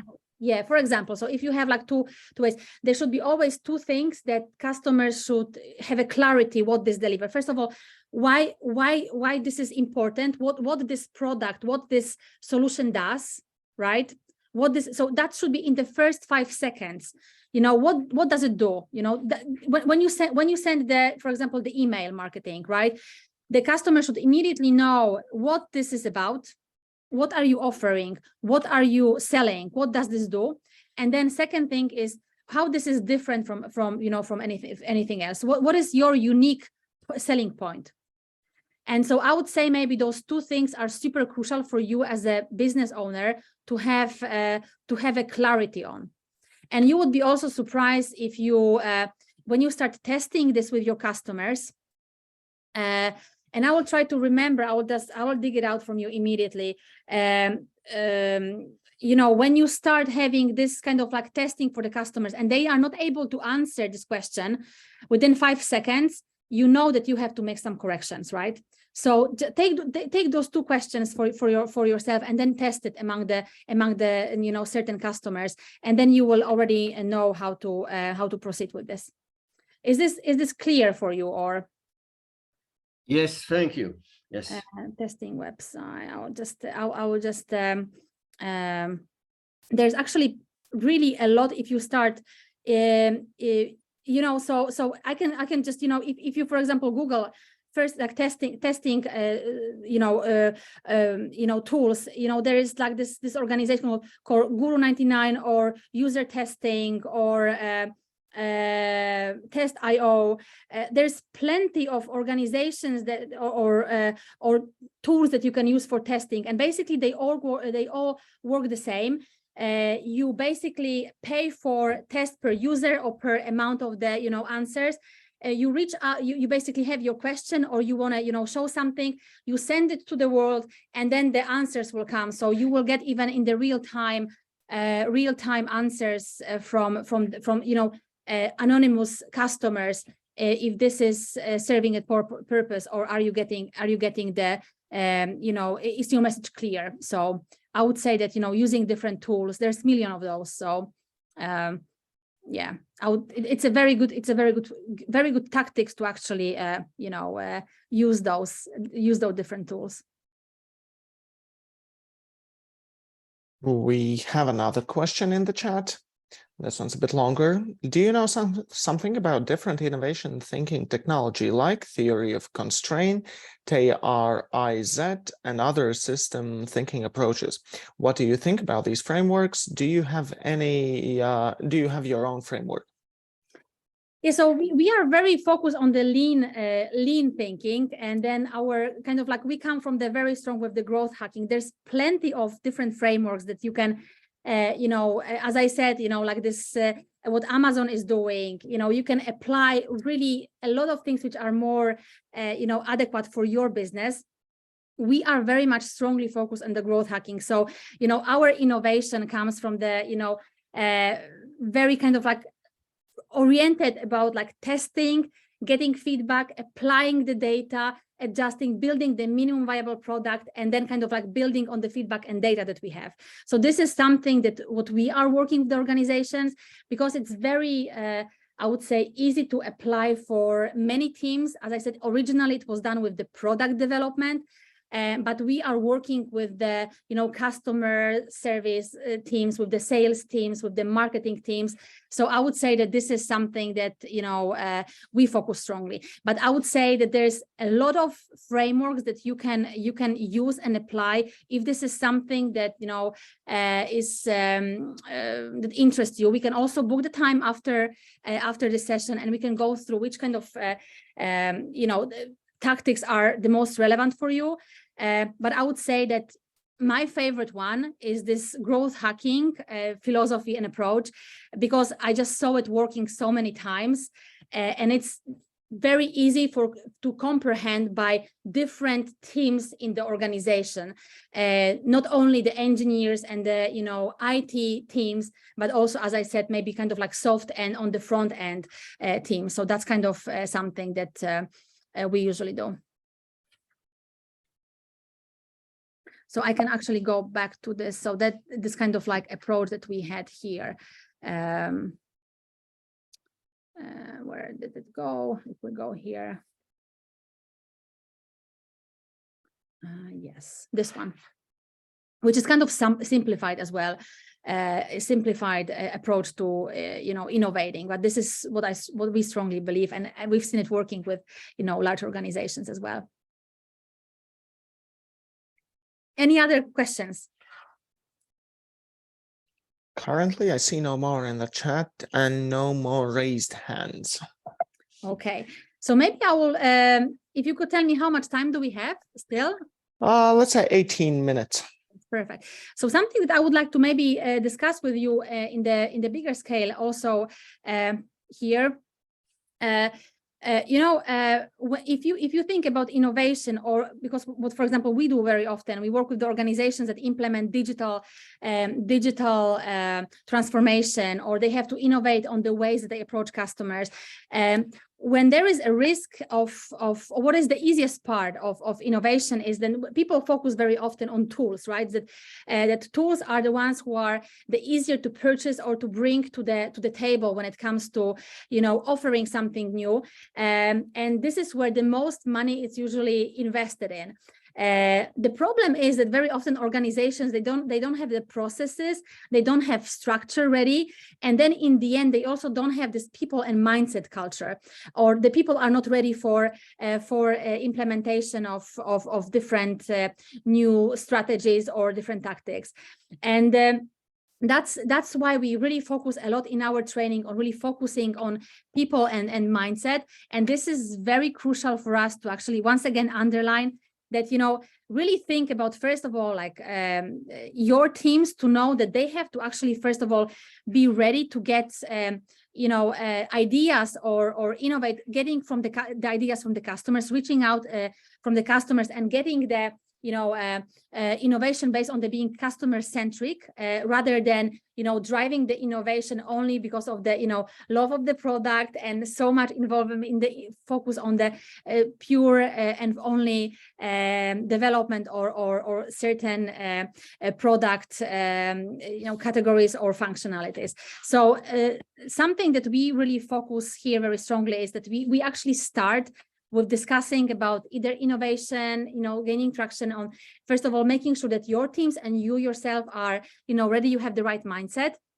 And second, and only then, really being ready to reach out to the customers, because this is quite tough, just to get new ideas from the customers and then hearing that maybe there are certain alternation that you need to adjust based on the feedback from the customers. So once again, something that we want to really be sure that, you know, the mindset is a key here in the whole process, because in the end, like really underlining once again that, you know, it's people who are building the, you know, your organizations. It's not only you, but, you know, your teams together with you, and it will be driven, the development should be driven by getting the information where the customers see the value and where you can build on quite effectively. So maybe the last exercise of the day, as we still have a couple of minutes, I would like to ask you about, you know, based on this today conversation, but also about the knowledge that you get from these sessions, as this is the last session of the cohort, what will you stop doing as of today? What will what will you continue based on this, you know, huge amount of the information that you got, and what are the new ideas that, you know, you received, not maybe only from this conversation, but also from the last? If we could share this openly here with others, what are the things that you will implement from now on?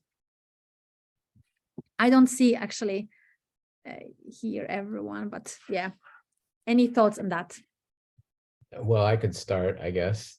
Yeah, I mean, from my point of view, I've been, you know, innovating a certain product, but I haven't found a good way to put the product, you know, in physical form out and get the feedback.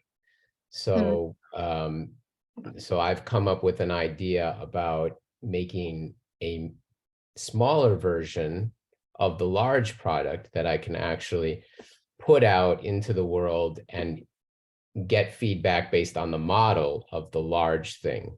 And so I'm thinking about using that method to put the product out into the world, get the feedback that I need in order to build the bigger product, and hopefully establish a network of people that are actually interested in the bigger product.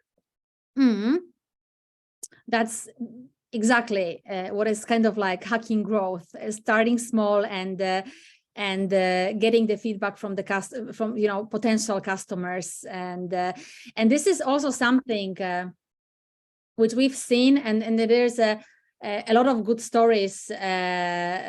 Superhuman is one of those companies. I don't know, are you aware of the Superhuman company? No. Yeah, so they have a very famous story. It's basically Superhumans is the service that makes it easier and faster for you to read emails. So you actually spend less time in your Gmail or Outlook and so on. And they exactly started testing it. They had a very similar approach. They started small. They had certain features. They were testing it, sending it to the testing group of customers, and then they had these questions. And one of those was exactly like, if we will take away this feature, will you miss it? or not? And in the beginning, their goal was, if I remember correctly, that, to make it as a solid feature or solid product, about 40% of respondents should say that, oh my God, yes, we will miss it. We will miss this product. We will miss this feature, because then it's a validation that this thing is actually, it has attraction from the customers. If it's on the level of 10, 5, 15%, it means that, you are missing the mark. There's something that customers don't, they don't need it. The customer base is too low.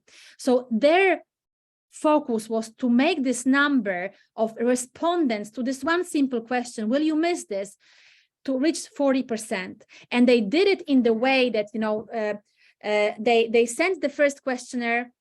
Let's say there was 12% of people saying, yes, we will miss this. We are using it, we are missing it. So they basically took away the rest.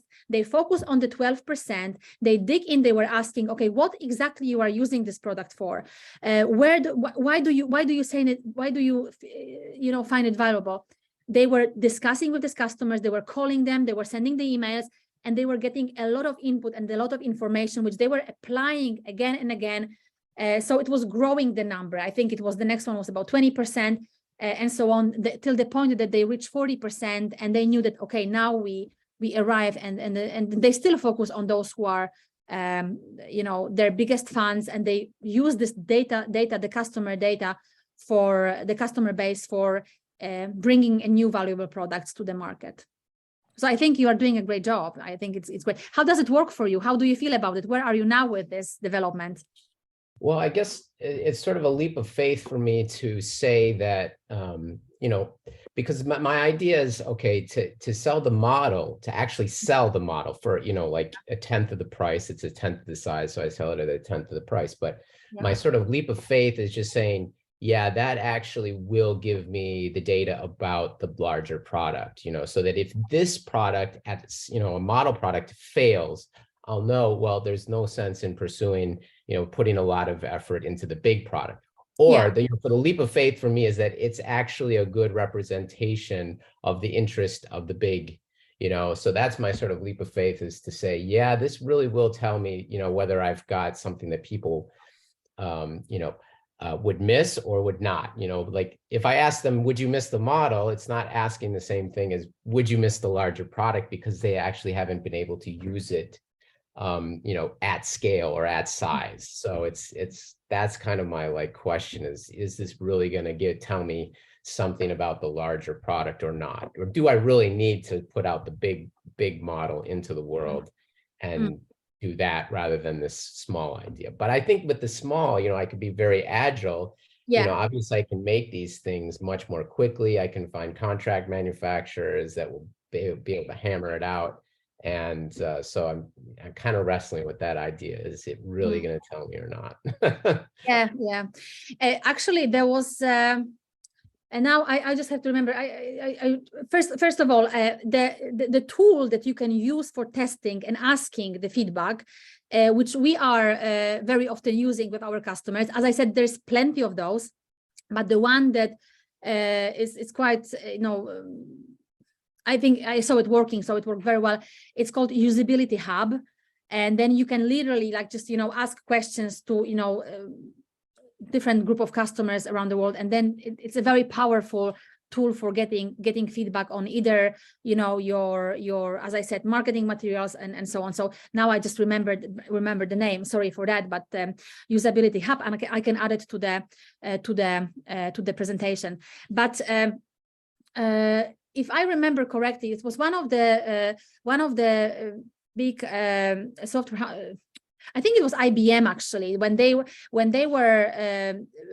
were starting, or they were prototyping the like a printer, I think, machine that was like still in the early developments. When what they did, they built a prototype exactly, and then they invited group of potential customers when they had the prototype, and they were explaining what this tool will do, what this machine can do for you.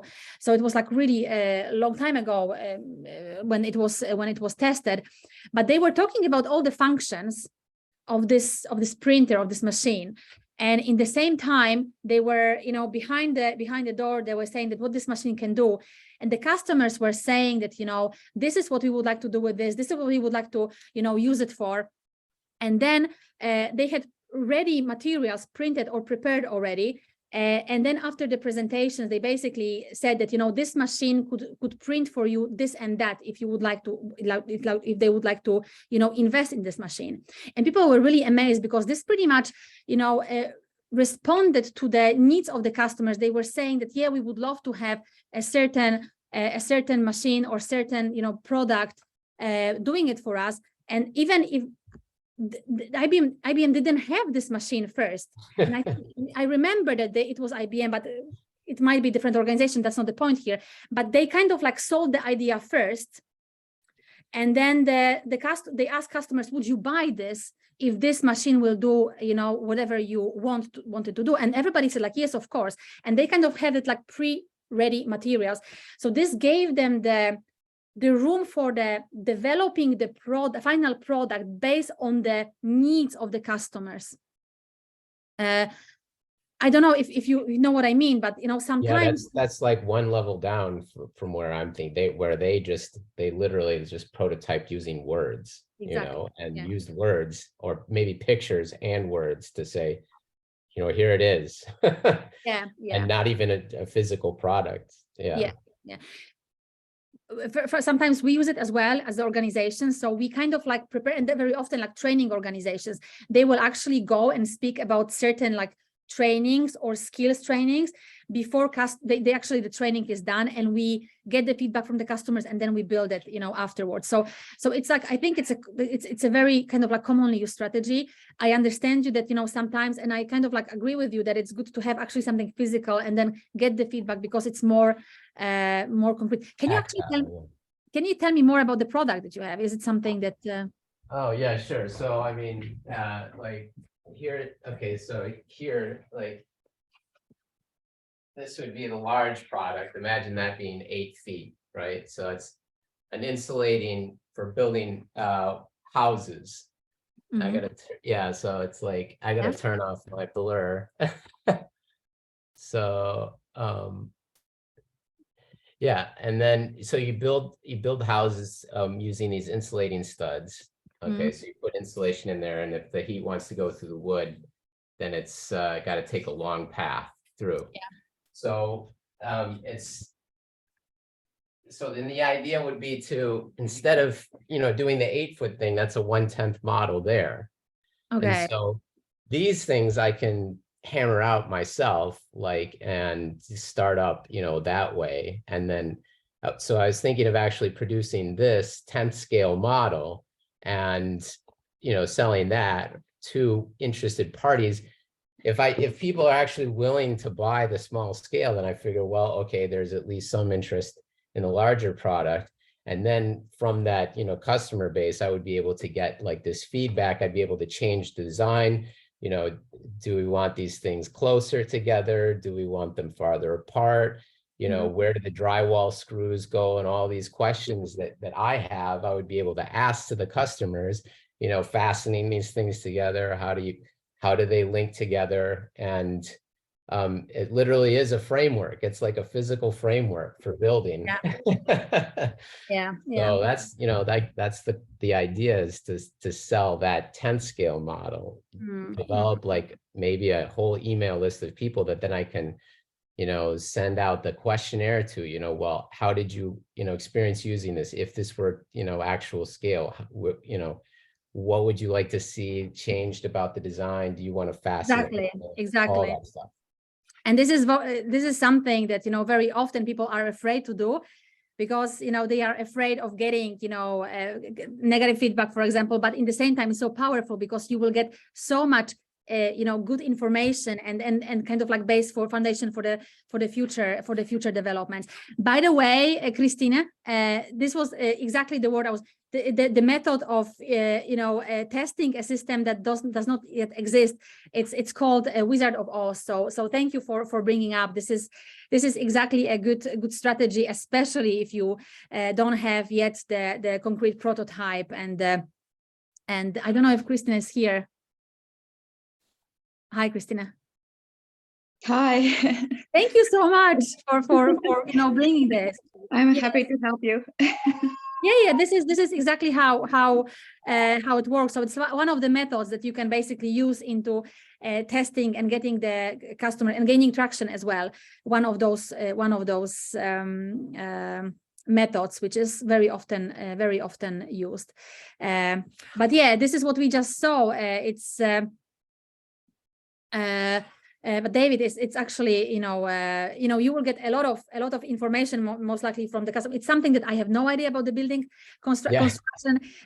Although I'm in the process of building the house, but I don't go too much into the details there. But I'm pretty sure if it works super well, you will get a lot of interested customers who say that now we cannot live without that. So Smaller version.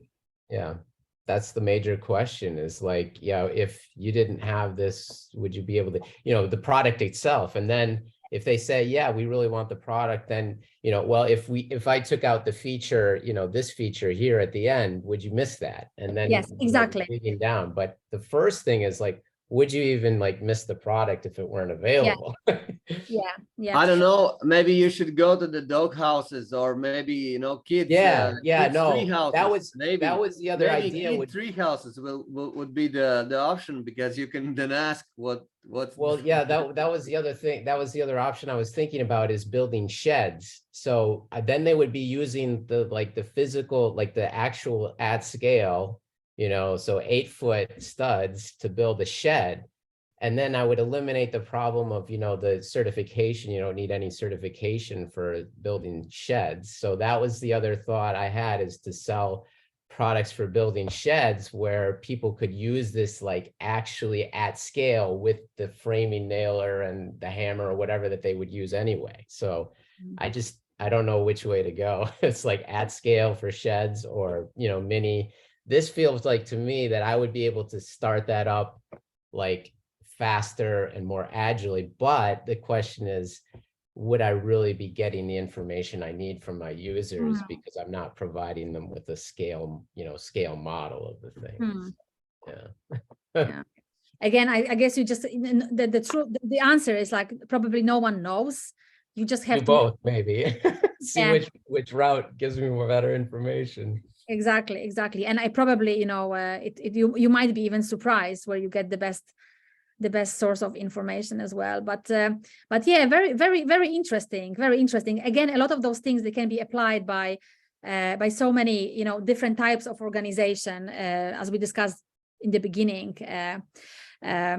But very, very, very good question. Yanis here wrote as well that, starting more testing, stop generating ideas without resting, continue to look at good examples. So guys, this is exactly, yeah, you are very right that you as a founder, you as a business owner, and then you are responsible. You had so many hats. You take care of innovation, product development, sales, discussions, getting feedback, marketing. So it's really important to, have a limit, have a backlog of ideas. As even today, you might get the best ideas from such unexpected places, from discussions, but you have to prioritize. And what I will do, because we didn't have time for that, I will add to my presentations, to the slides, couple of ways how to prioritize the ideas. They are kind of like number metrics that you can answer questions. Will it scale? Do I have a knowledge? Do I need money for that? And so on. Is it easy? Is it difficult? Which you can actually help you in prioritizing the ideas, which you can start doing. So I will add that as well for you.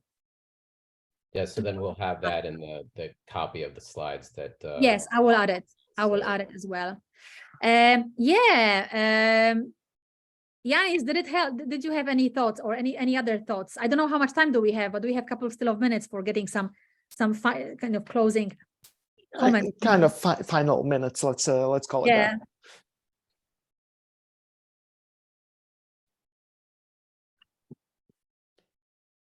Is there someone who can add some?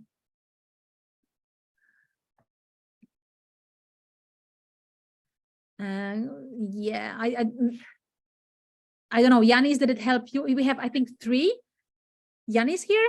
Yeah, we have a lot of them. Okay. Okay, so Yanis, with you, like any thoughts and anything that to share with? Is there something that you will stop? You will, or you I work? will definitely stop doing the same thing that other Yanis said about generating ideas, because we already have enough enough inspiration from the feedback, and we have to not planning, but we have to focus on a focus. Like we have to throw something out and leave with maybe three major things, 2-3 major things, and go with that for I don't know how long until we get another feedback, as I think. But And Giannis, you also have a physical product, right? I mean, you're sure, the one yeah. talking about this, and this would be actually like a speaker system or like a headphone system that's going to be generating like resonances in the body. Yeah, and we're aiming for the offices. So right now we just have a demo or something like that, and we actually starting from the next year, we're planning to go to the offices, just put it on, and just to get some feedback, and maybe we'll see, maybe people will say like, okay, we would like to extend this testing time for already. Will you actually be selling those, or will you just be placing those like for free, basically? Actually, in the beginning, we're gonna go to the subscription model, because actually subscription model, if you're sitting in Norway, they will say like, oh, subscription model is actually more green. It's more sustainable model. The selling in Norway is like, yeah, you're generating just trash, something like that. They in Norway, they're really on this green path. Like they really checking how much CO emissions do you have during the manufacturing. Yeah, I think it's a very smart. I think it's not only Norway, to be really honest. I think it's getting more and more. This is actually something, again, somebody asked about this generation, new generation of employees, and but also new generation of customers. And the thing is that the younger generations, that they will own less in the future. So the whole approach towards owning, there will be more like renting, like exactly like those share a car, subscription models for different, really even daily use stuff. It's gonna come more and more. So it's gonna be exactly reflected in the business environment and in the office spaces. So that's a very interesting approach.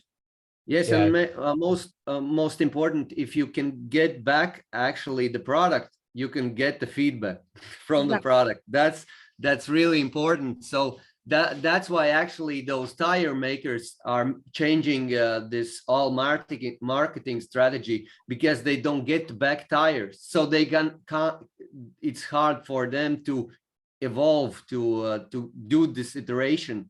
To get the product, see what's not working, and iterate and make it better. Yeah, you can't use a subscription model for tires. Yeah, they actually thinking. Goodyear is already thinking on that. I think they will be the first that gonna come up with something. Who is?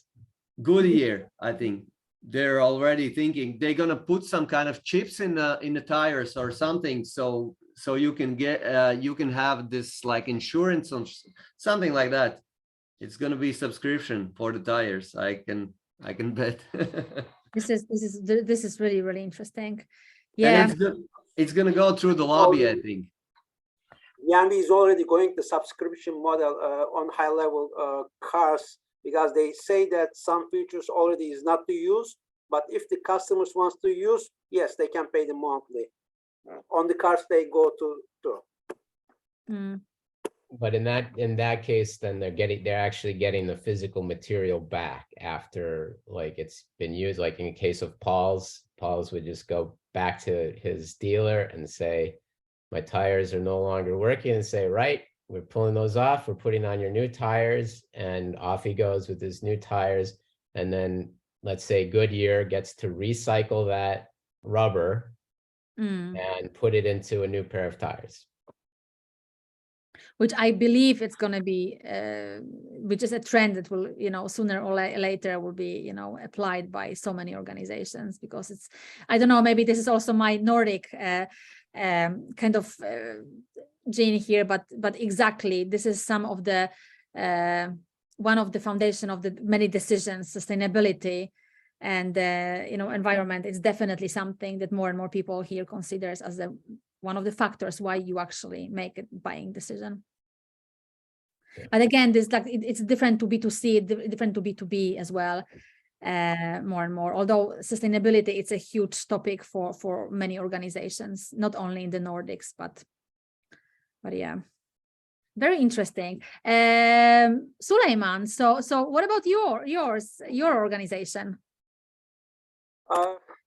Now we are going to work on the digital ID. Not only digital ID, because digital ID is a little tricky, because we are going to make the ecosystem around to the digital ID, because it is mostly it is blockchain based privacy models. The privacy comes to first. Because the Web3 understanding is a little challenging and changing to the understanding. So we will see how it will be, because in our organization, because we are just started, and I am the innovator, creating the idea and until the interfaces. And there is one person, my partner, he is going to the programming part for the MVP, for the basic parts. For now, we are doing like this one just to person. I would be very happy to hear what are your plans to, what will you stop, or where you continue, or where are you, what will you, start doing. But I'm also afraid of that we are running out of time. So if it's okay for you, I will reach out to you via LinkedIn, because I would be very eager to hear, what are your next steps when you are just started, and what will be the next couple of months? Where will you focus more? Is it the same for you, that you will stop innovating and start doing, or do you actually want to have some ideas? But I'm afraid that we will have to finish now, and I don't know, Paul's. Yes, putting myself back on the spotlight here. Sorry. We are really running out of time, and as we do try to keep it to 2 hours for these sessions, I had to jump in here. But huge thanks to you, Maria, for being here today with us, for joining the session, the final session for the second year in a row. It's a pleasure having you here, and I really believe that the participants also enjoyed and took away a lot of things that you mentioned here. So really a huge thanks to Maria. Do you have any closing words? Or the only closing word would be, please let's connect via LinkedIn, and this is something that I do for really passionately. So I'm very happy to discuss with you. I want to learn more about your organizations, and very happy to take feedback as well about this presentation. And if there is something that I did not cover which might be relevant for you, please reach out. I'm just very happy to take the discussion again. Perfect. Thank you so much. And as I completely agree with Solomon that that was an amazing presentation. So I appreciate that. But regarding the final session, well, it has already happened. And of course, this is not yet the end of this journey, the Startup School of Schools, because this week we still have the pitch workshop, and then we are having the pitch competition next Monday. As for the pitch workshop, you may have noticed already in the announcements channel on Slack that please, if you want to participate in the pitch workshop, you do need to send me a direct message or reply there in the thread that you do want to participate, and I will put you down on the list. I will share the list on Wednesday who's participating. Of course, that is because there is going to be a limited capacity, because we won't be able to take, let's say 30 teams pitching. That would take a bit too much time. But 15 teams, that's going to be perfect. So yeah, please let me know if you do want to participate in the pitch workshop. Who's going to be the trainer? It's going to be Anna Stahls from Superhero Capital, from StarWatcher.io, and from TechChill, TechHub, so on and so forth. He has worn many different hats, and to those, probably some of you already know him. So yeah, he's going to be doing the pitch workshop. Apart from that, next week we are having the pitch competition. Same applies. Please send me a direct message letting me know that you will be participating in the competition. During this week, most probably in the later half of it, I will be sharing who's going to be in the jury and what are going to be the prizes. As I've mentioned several times, there are going to be prizes. Of course, it's not going to be money, sorry, but it's still going to be something hopefully valuable and useful to you. Apart from that, another thing I need to mention, as this is the final session, tests. Yes, if you haven't yet managed to fill out all of the tests, you still do have until next Monday. There is a possibility I will prolong that deadline, but let's aim at next Monday that you do need to fill out all 6 tests. And of course, the 6th test hasn't yet been made and you haven't yet had the chance to fill it. I will try to publish it by tomorrow evening. So instead of Wednesday, just to give you a bit more time to fill it out. But yeah, all the 6 tests until the December 12th. Apart from that, is that all I wanted to mention? I think so. Yes, pitch competition, pitch workshop. Perfect. It really was a pleasure, Maria, to having you here for the 2nd year. Thanks to everyone who participated.